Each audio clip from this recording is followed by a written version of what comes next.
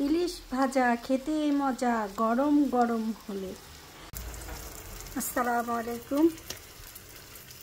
চলে আসলাম জাতীয় ইলিশ মাছ নিয়ে। আজ ইলিশের ভাজা খাবো। ইলিশ মাছ ভাজা দিয়ে গরম গরম ভাত খাবো।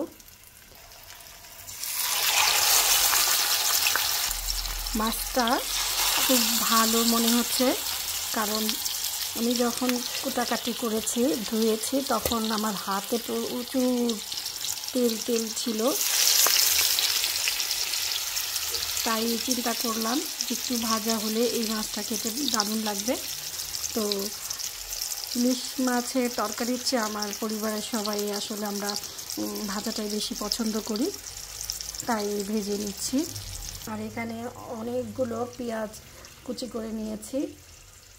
এগুলো পেঁয়াজগুলো আমি মাছ ভাজার পরে পেঁয়াজগুলো ভেজে মাছের সাথে খাবো, কারণ আমাদের এই পেঁয়াজটাই আসলে মাছের সাথে খেতে খুবই সুস্বাদু লাগে।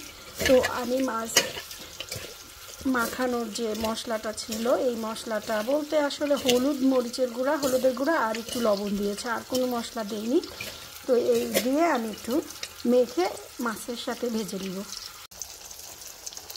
দেখুন, আমি বলেছিলাম মাছটা অনেক ভালো হবে।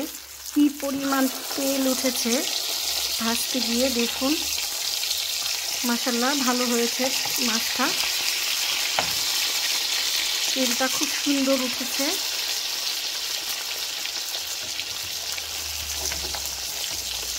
ইতালিতে আসলে খুব ভালো ভালো মাছ পাওয়া যায়, সব ধরনের মাছ পাওয়া যায়।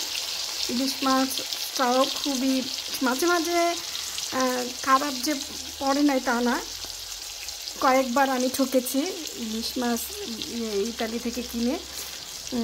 তো বাংলাদেশ থেকেও আমি 15-16টা করে মাছ নিয়ে আসতাম। এখন অবশ্য একটু বন্ধ করে দিয়েছে, কারণ ইতালি সরকার একটু কড়া নজরে দেখছে এয়ারপোর্টে, তাই আসলে এখন খাবারের জিনিস এখন আনি না। তো দেখি নেক্সটে আবার কি হয়।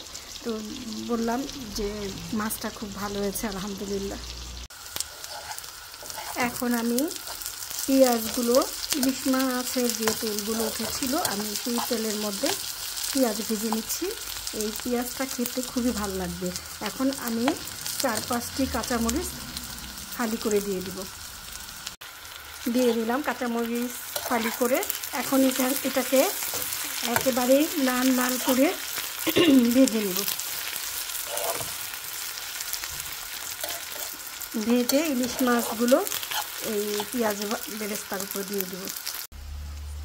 তৈরি হয়ে গেল ইলিশ ভাজা।